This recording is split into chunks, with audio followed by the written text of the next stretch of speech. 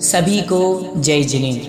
परम पूज्य आचार्य भगवंत शिवकोटि महाराज द्वारा विरचित मृत्यु पर लिखा गया सबसे प्राचीन ग्रंथ जिसमें संलेखना का वर्णन है, ऐसा परम पूजनीय परम आराध्य श्री भगवती आराधना ग्रंथादिराज का स्वाध्याय भव्योदय चैनल के ऊपर निरंतर चल रहा है।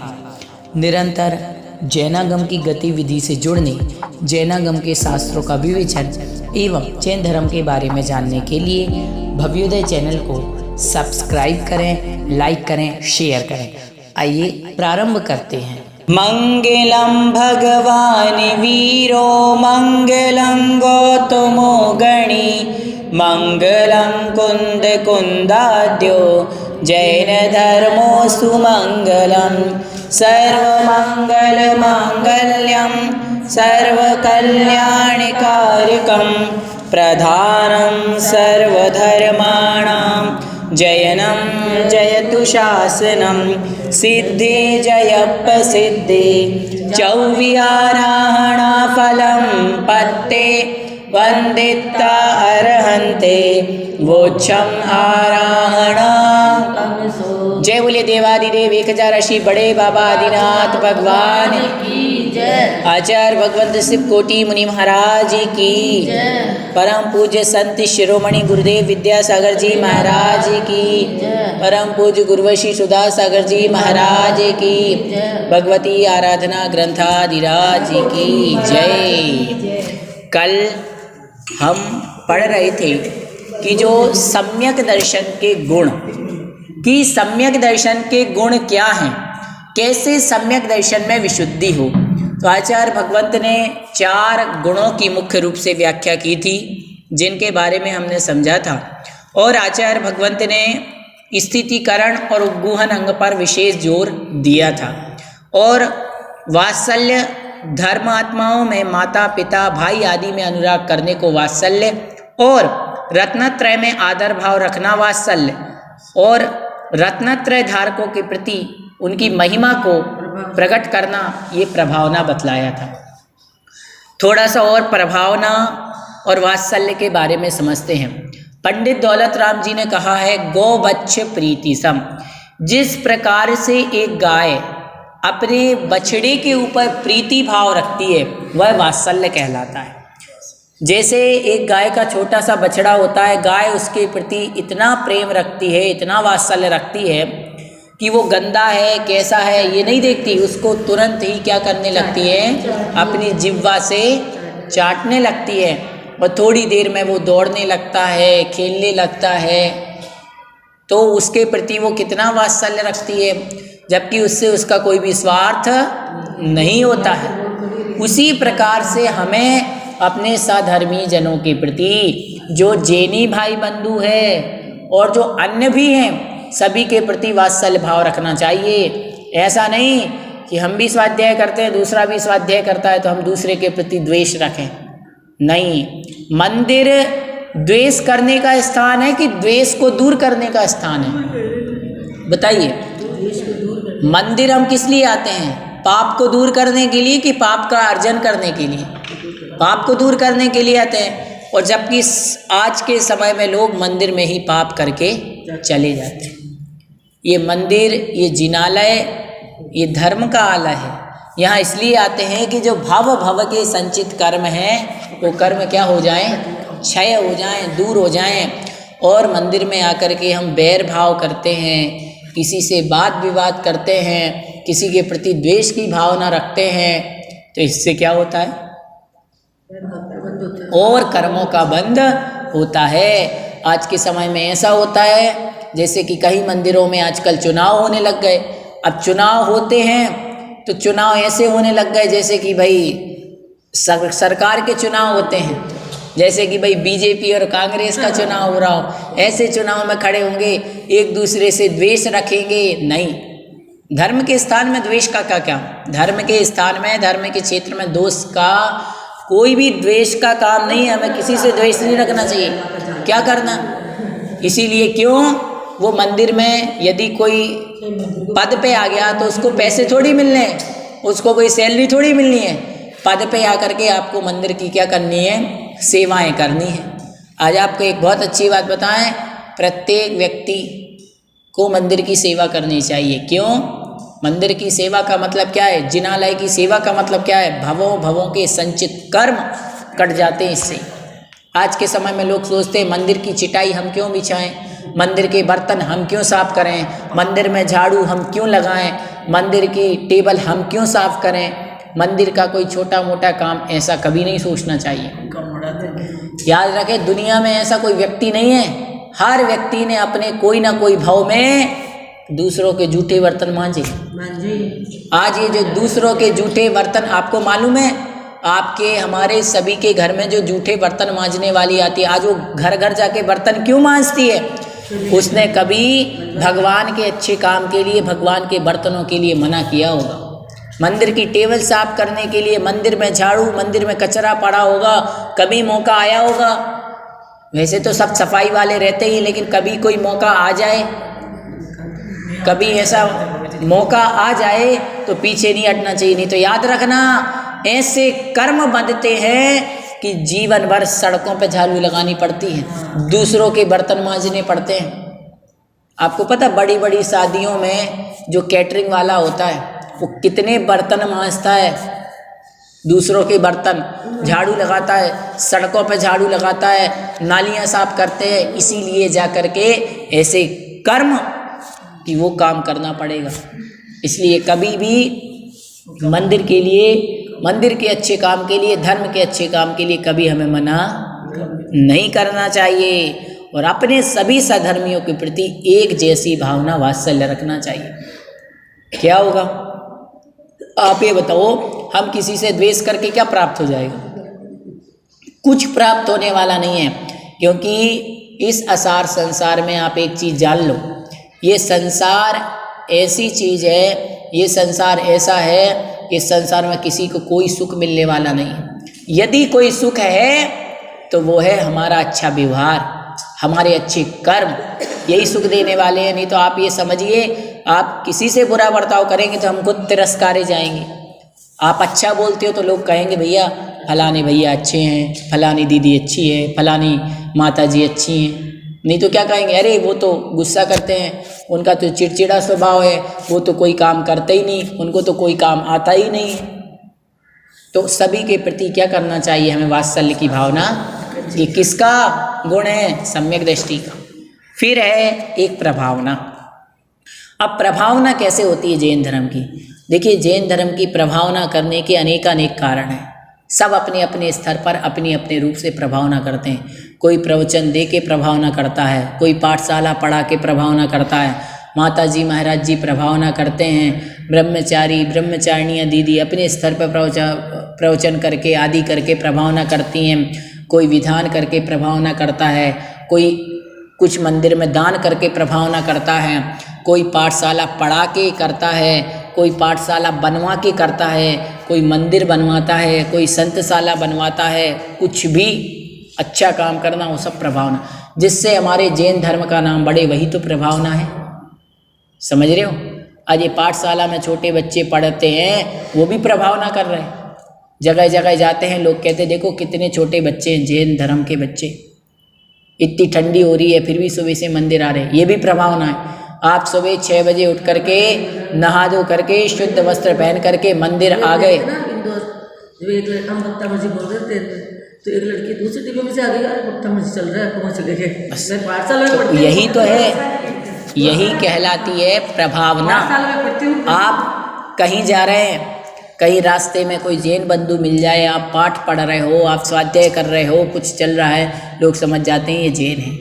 बस ये क्या कहलाती है? जिन भगवान की, जिनेंद्र भगवान की, जैन शासन की, जी शासन की प्रभावना। और ये सम्यक दृष्टि जीव का क्या होता है? और प्रभावना कदाचित न कर पाओ तो अप्रभावना न करना, यही सबसे बड़ी प्रभावना है। कि ऐसा काम हमसे ना हो जाए कि जिस काम से हमारे जैन धर्म की क्या हो जाए? अविनय हो जाए। समझ रहे हो? आप कहीं माता जी के पास, कहीं महाराज जी के पास कहीं गए और आप वहाँ शराब पी रहे हो, गुटखा खा रहे हो, कुछ कर रहे हो, लोगों ने कहा देखो तो ये अभी तो माता जी के पास जाके आए, अभी तो महाराज जी के पास जाके आए और आज शराब पी रहे हैं, गुटखा खा रहे हैं, बीड़ी खा रहे हैं, तरह तरह के व्यसन कर रहे हैं, कोई वेश्यागमन कर रहा है, कोई कुछ भी करता है। ऐसा गलत काम करना जिससे जैन धर्म का नाम बदनाम हुआ, प्रभाव ना है, तो कम से कम इन कामों से तो बचना चाहिए। समझ गए? अब आगे गाथा नंबर 45।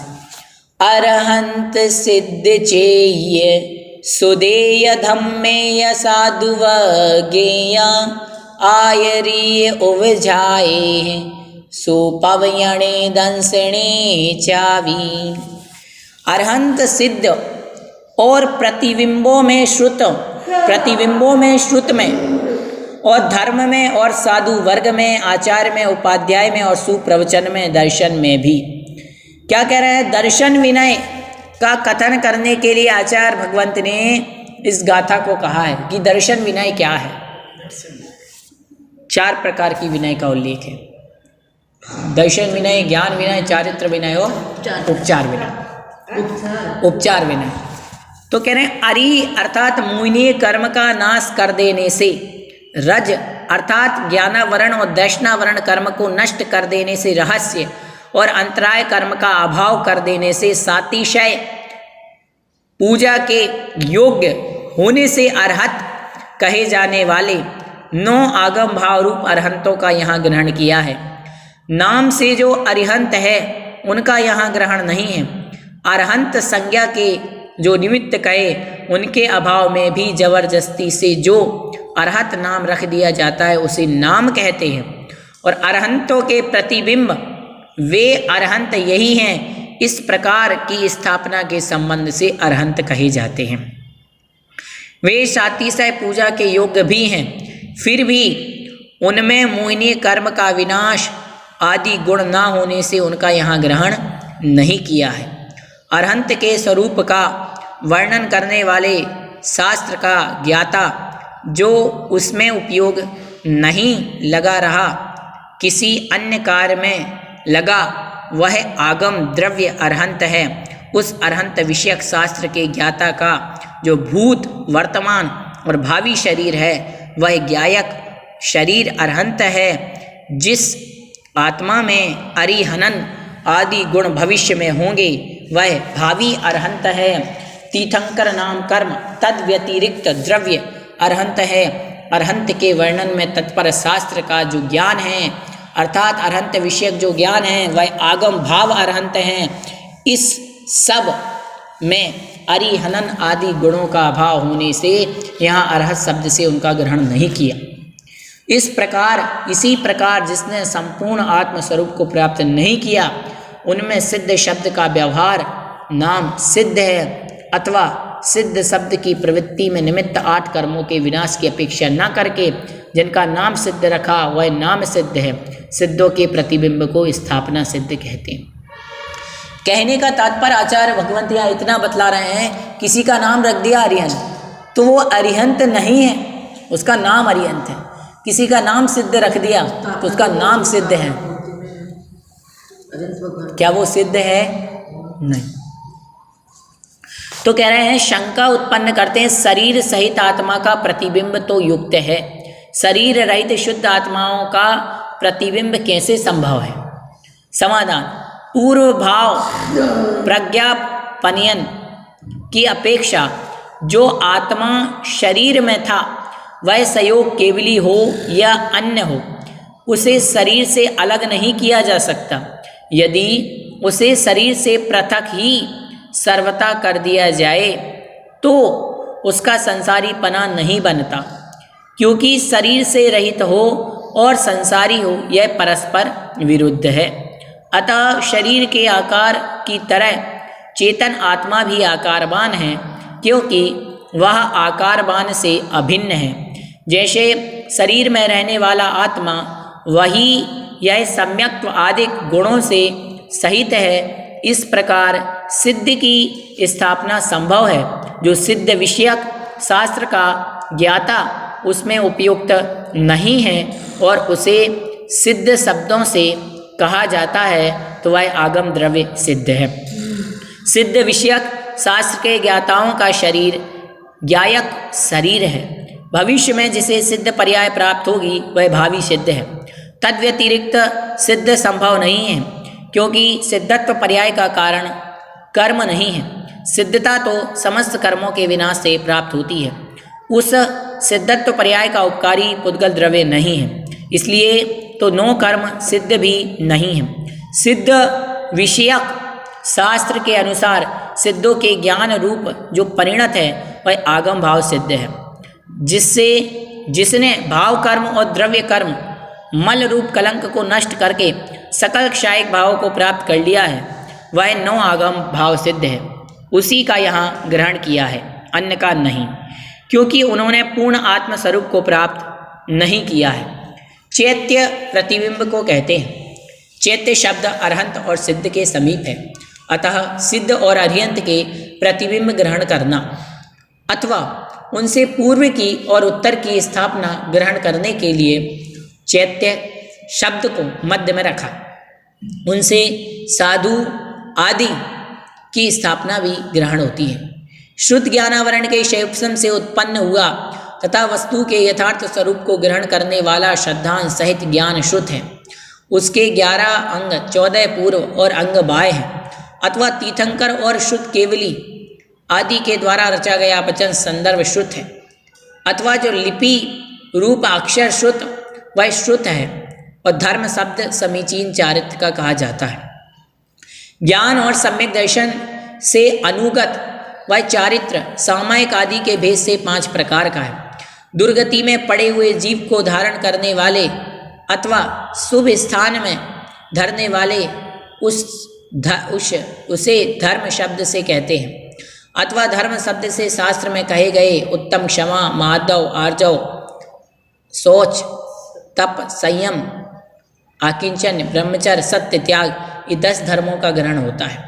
आचार्य भगवंत यहाँ पर ये बतलाने का प्रयास कर रहे हैं कि जो हमने अभी यहाँ पर चर्चा की, किस किस की, अरिहंत की, सिद्ध की, प्रतिबिंब की, श्रुति की, धर्म की, साधु वर्ग, आचार, उपाध्याय, सुप्रवचन और दर्शन, ये सब दर्शन विनय के लिए आचार्य भगवंत ने बतलाया।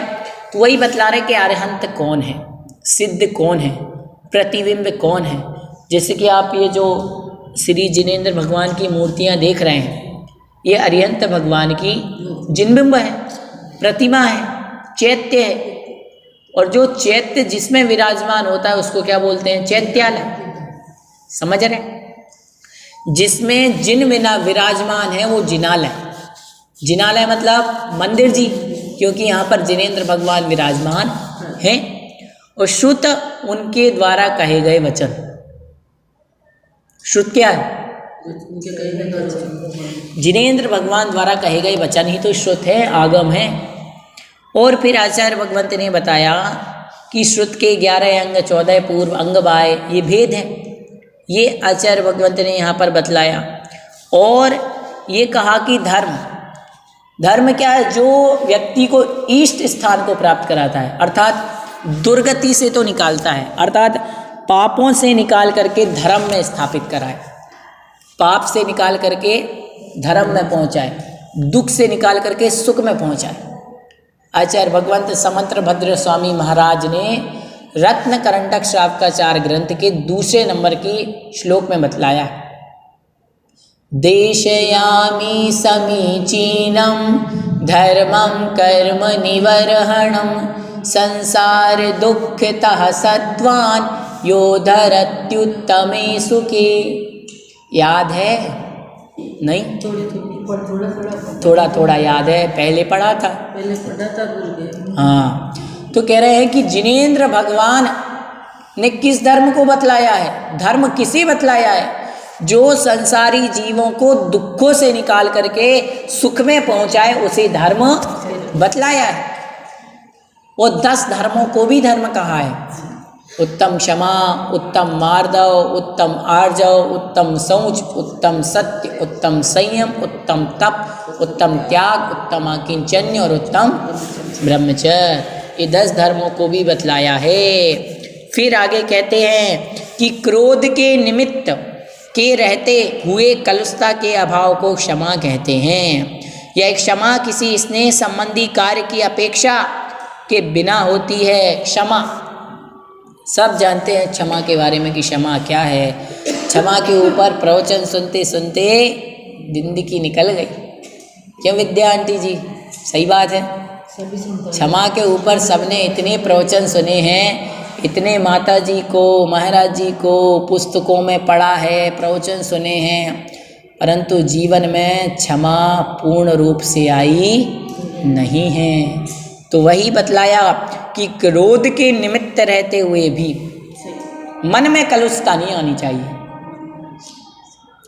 क्रोध कसाय का उदय तो आएगा, क्योंकि आपने पूर्व में कर्म बांधे, उसमें तो आप कुछ कर नहीं सकते, लेकिन आपको क्रोध करना नहीं है, किसी के प्रति मन में कलुषता रखनी नहीं है। लड़ाई हो जाए, झगड़ा हो जाए, क्षमा मांगो, आगे बढ़ो, ये है क्षमा। समझ रहे हो आप? तब जा कर के जीवन में क्षमा आएगी। ऐसा नहीं कि हमारी तो किसी से भैया बुराई है कि अपने स्वार्थ की सिद्धि के लिए, कई लोग क्या करते हैं, स्वार्थ की सिद्धि के लिए क्षमा, वो क्षमा है परंतु वास्तविक क्षमा नहीं है। वास्तविक क्षमा तो होती निस्वार्थ भावना से। जैसे कि आचार्य यशोधर मुनि महाराज, यशोधर महाराज जंगल में बैठे थे और राजा शैण्य उस समय जिन धर्म से बहुत द्वेष करता था, वो आया और उसने मुनिराज को मारने की चेष्टा करना चाही। तो उसने कहा मुनिराज को मारने से अच्छा एक काम करते हैं, मरा हुआ सर्प इनके गले में डाल देते हैं, इनका अपमान करना ही सबसे बड़ा, क्योंकि जैन साधु तो शस्त्र से डरता ही नहीं है। मार दोगे नमोकार जपते हुए समाधि मरण करके स्वर्ग में चले जाएंगे। तो उन्होंने उनके गले में मरा हुआ सर्प डाल दिया। जब रानी चेलना को ये बात पता चली तो राजा शैण्य और रानी चेलना दोनों पहुँचे और देखा तो राजा शैण्य देखता ही रह गया कि महाराज तो अपने स्थान से किंचित मात्र हिले भी नहीं। और रानी चेलना ने देखा कि महाराज के शरीर के ऊपर मरा हुआ सर्प है, जिसके कारण से चींटियाँ आ गई हैं और चींटियों ने मुनिराज के शरीर को बहुत सारा खाना प्रारंभ कर दिया है। तो उन्होंने किसी द्रव्य के माध्यम से चींटियों को हटाया, फिर वो मरा हुआ सर्प निकाला, फिर बाद में जाकर के मुनिराज से क्षमा याचना की, नमोस्तु का। तो महाराज ने दोनों को समान आशीर्वाद दिया, राजा शैण्य को कुछ भी नहीं कहा। गजकुमार मुनि के ऊपर जलती हुई सिगड़ी रख दी गई थी और उन्होंने भी क्षमा कर दिया। पांडवों को जलते हुए आभूषण पहनाए गए थे, उन्होंने भी क्षमा कर दिया। सोमा सती की सासू माँ ने एक कलश में उसके लिए सर्प रख दिया, अब सर्प हार बन गया। और फिर सासू माँ ने कहा हार देखूं, तो फिर से वो सर्प बन गया। फिर भी सोमा सती ने उसकी सासू माँ को क्या कर दिया, क्षमा कर दिया। आज की बहुएं कर देंगी क्या क्षमा? सती बन रखी है तो हाँ, इसीलिए उनका नाम क्या है, सोमा सती। देखो चंदन वाला के साथ कितना उपद्रव हुआ, चंदन वाला ने भी सहजता से क्षमा कर दिया। अंजना सती, जितनी भी बड़ी बड़ी सतियाँ हुई हैं, जितने भी बड़े बड़े साधु संत हुए हैं, सभी ने सहजता के साथ क्षमा कर दिया। ये कहलाती है उत्तम क्षमा। अब कह रहे हैं मान की बुराइयों की अपेक्षा न करके लौकिक कार्यों के प्रयोजन के बिना जाति आदि का अभिमान न होना मार्दव कहलाता है। अब क्या कह रहे हैं कि मार्दव अर्थात मान का न होना, मृदुता का भाव ही मार्दव है। वाणी में मृदुता, ये वचनों का मार्दव धर्म है। आपके वचनों का मार्दव धर्म क्या है बताओ? वाणी में मृदुता।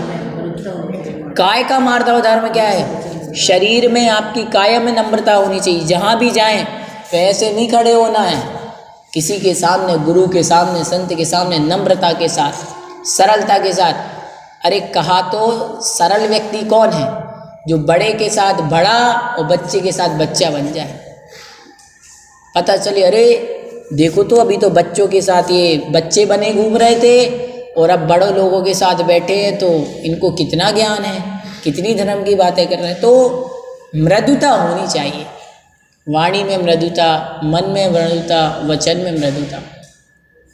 क्योंकि मान, घमंड, मद 8 प्रकार का कहा। ज्ञान का मत, पूजा का मत, कुल का मत, जाति का मत, बल का मत, तप का मत, शरीर का मत, रिद्धि, रुपए पैसे का मत। और ये सब घमंड क्या करने वाले हैं? व्यक्ति को डुबाने वाले हैं कि तिराने वाले हैं? डुबाने वाले हैं। इसलिए मद पैसा तिरावे नहीं, ऐसा नहीं। पैसा कहता है कि घमंड करो, पैसा नहीं कहता कि घमंड करो। पैसा ही तो बुलवाता है। नहीं, पैसा नहीं। पैसा ये थोड़ी है कि जिसके पास पैसा है उसे घमंड हो, ऐसा नहीं होता है। क्या बोलना चाहिए बिल्कुल पता नहीं, ऐसा नहीं होता। ये आप एक देखो, एक अपेक्षा से अपन ने कह दी, ऐसा नहीं है। सुनो सुनो सुनो सुनो, अपन को ऐसा नहीं बोलना चाहिए। एक बात याद रखो, जिसके पास पैसा है तो घमंड नहीं होगी। यदि उसके पास पैसा है और घमंड है तो फिर वो पैसे वाला नहीं कहलाता। समझ रहे हो? पैसे वाला आपको बताऊं कौन है? मैं आप एक बात समझना, देखो बहुत अच्छी बात आपको समझा रहा हूँ। व्यवहारिक आप अपन जो बातें करते हैं ना, और सैद्धांतिक बात में बहुत अंतर होता है। और जैन धर्म सिद्धांत से चलता है, ना कि किसी चीज़ से। ये बात हम व्यवहार में कह देते, अरे भैया इनके तो पैसा आ गया तो घमंड आ गया, मद आ गया, ये आ गया। एक बात याद रखना, जिसको घमंड करना होता है वो घमंड पहले भी करता था, लेकिन अंतर इतना है, पहले उसका घमंड दिखाई नहीं देता था। किसको दिखावे? वो किसको दिखावे? चलता नहीं था, चलती नहीं थी बात। लेकिन अब पैसे आ गई तो चलने लगी। इसका मतलब ये नहीं है कि पैसे ने घमंड करवाया। घमंडी व्यक्ति तो घमंड करेगा, लेकिन ऐसा भी होता है किसी के पास पैसा हो और नम्रता हो। कोई ऐसे भी होता है पैसा नहीं है तो भी नम्रता है, पैसा हो गए तो भी विनम्रता है। तो कहने की बात ऐसी बात करो, ऐसी बात ऐसे नहीं कहो भाई कई के पास ऐसा होता है तो भी है। और जबकि आचार्य भगवंतों ने कह दिया कि मनुष्य में तो मान कषाय होगी ही, मनुष्य है तो घमंड तो होगा। क्यों? मनुष्यों में मान कसाई की प्रचुरता है, त्रियंचों में माया कसाई की प्रचुरता है। समझ रहे हो? देवों में लोभ कसाई की प्रचुरता है और नारियों के क्रोध कसाई की प्रचुरता है। इसीलिए आप एक चीज़ ये मत सोचो कि भैया हाँ पैसा आता है तो घमंड, तो फिर सब किशनगढ़ वाले पैसा त्याग दो, छोड़ दो। पैसे कमाने इसलिए कमाते हैं पैसे कि हम घमंड करें। पैसा घमंड करने के लिए थोड़ी कमाया जाता है। पैसा तो इसलिए कमाया जाता है कि पैसे से हम अपने परिवार का भरण पोषण कर सकें, अपनी सुरक्षा सुनिश्चित कर सकें, धर्म ध्यान आदि अच्छे से कर सकें। पैसा घमंड करने के लिए कमाया क्या? नहीं। ये तो देखो याद रखो, मान कसाय सबसे दुख देने वाली है। मान कसाय करके कर्मों का बंद कर लेते हैं, दुर्गतियों में चले जाते हैं। मान कसाय के कारण झगड़ा हो जाता है। अब बताओ, कोई रूप का मद कर रहा है, किसी के पास पैसे नहीं है, कुछ नहीं है, अच्छा सौंदर्य है तो रूप का मत कर लेवे। अब किसी के पास मान लो अच्छे परिवार से है कोई, उसके परिवार के कोई राजा है महाराजा हैं, उसका अभिमान कर लेवे। अब वो तो कुछ है नहीं, लेकिन अभिमान करे मैं तो भाई इनका बेटा हूँ। अब किसी के पास कुछ भी नहीं है लेकिन ज्ञान है तो कोई ज्ञान का घमंड कर ले, कोई पूजा प्रतिष्ठा का घमंड कर ले। तो घमंड की कह थोड़ी सकते हैं, मान तो किसी का भी किया जा सकता है। अब कोई धन आ गया तो ये सोचे मेरे पास इतना पैसा है तो धन का घमंड कर ले, किसी के पास सोना है तो सोने का घमंड कर ले। तो घमंड तो किसी न हर चीज का हो सकता है। कोई नगर सेठ है तो उसका घमंड कर ले। नगर सेठ का तो कौन है? मान लो कोई मान लो कुछ बन जाए उसका घमंड कर ले। इसीलिए कहते हैं कि मान कषाय जो है वो 8 में से किसी की भी हो सकती है।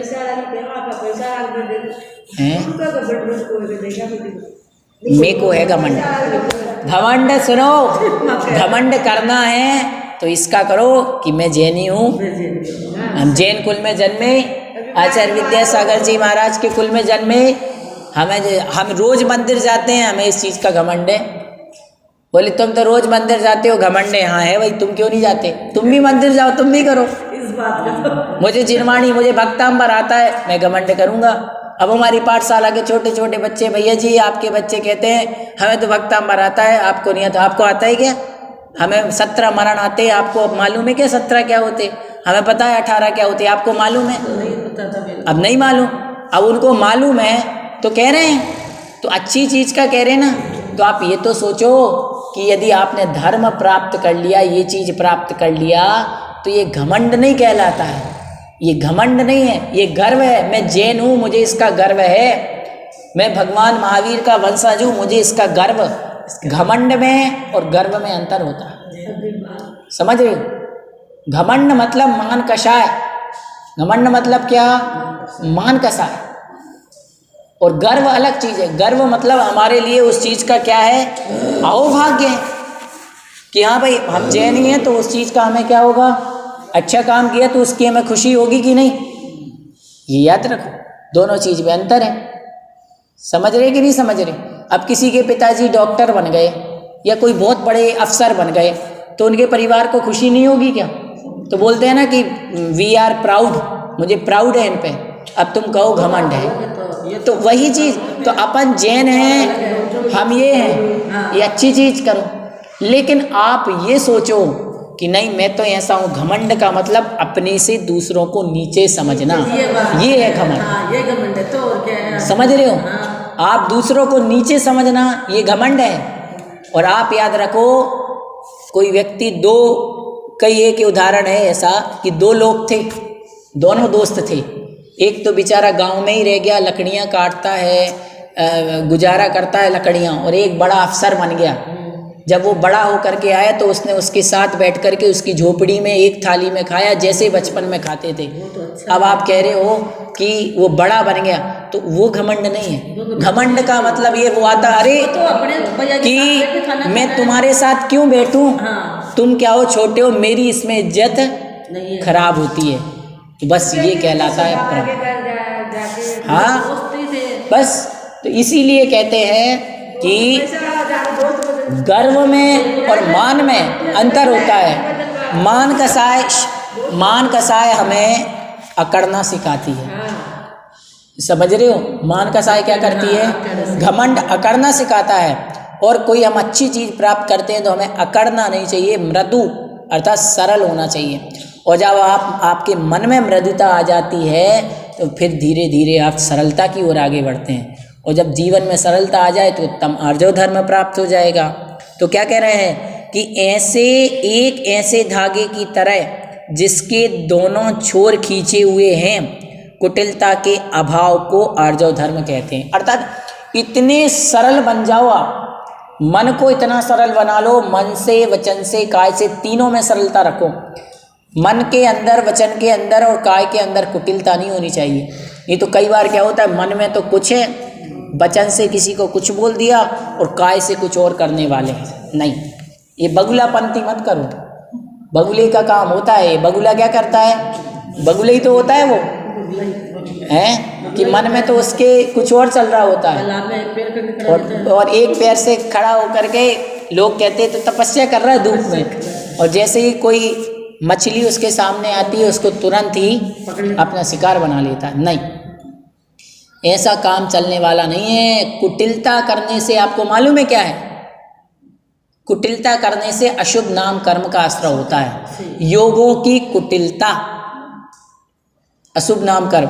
मायाचारी करोगे तिर्यंच गति में जाओगे। माया तैर्यग यौनस्य तत्वार सूत्र में आचार्य भगवंत उमा स्वामी महाराज ने 6ठे अध्याय में कहा, मायाचारी करने से कहाँ जाते हैं? तिर्यंचों में गाय पशु आदि बनते। पशु कितनी मायाचारी करते हैं आपको मालूम है?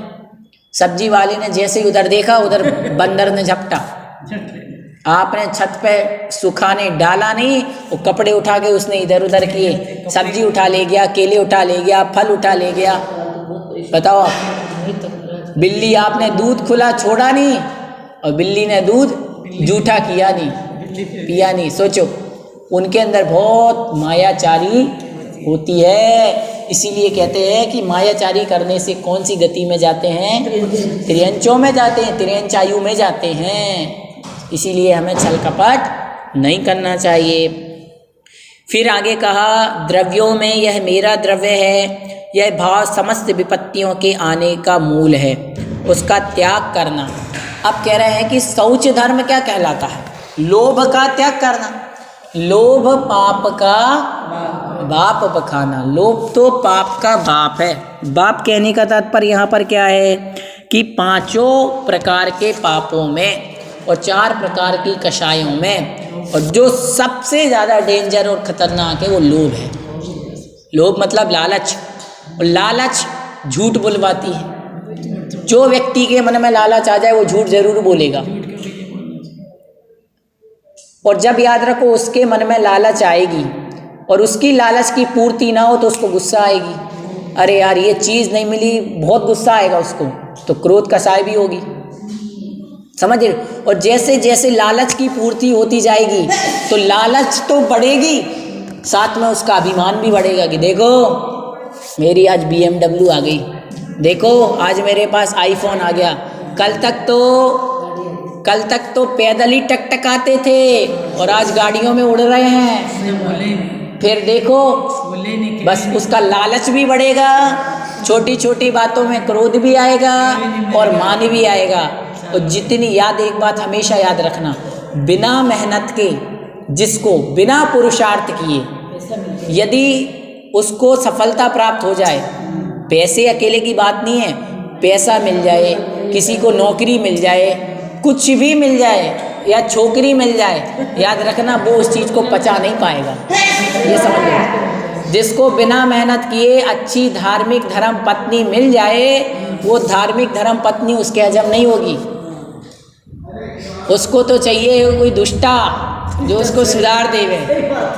यदि अच्छी कोई सीधी सादी किशनगढ़ की मिल गई, यहाँ तो सब धार्मिक हैं, तो फिर वो उसको परेशान करेगा, शराब पिएगा, गुटखा खाएगा, झगड़ा करेगा, मंदिर नहीं जाएगा, उसको मंदिर नहीं जाने देगा, ये नहीं करेगा, उसकी फिर वैल्यू नहीं होगी।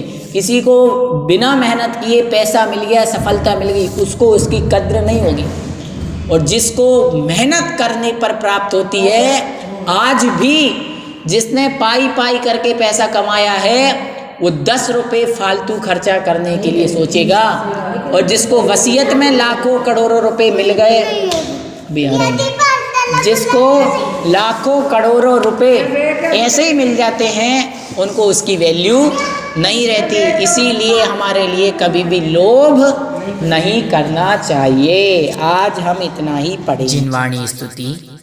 शास्त्र पठन में मेरे द्वारा यदि जो कहीं कहीं प्रमाद से कुछ अर्थ वाक्य पद मात्रा छूट गई, सरस्वती मेरी उस त्रुटि को कृपया क्षमा करें और मुझे कैवल्य धाम में मां विलंब धरें। जय बोलिए आचार्य भगवंत शिव कोटि मुनि महाराज की जय।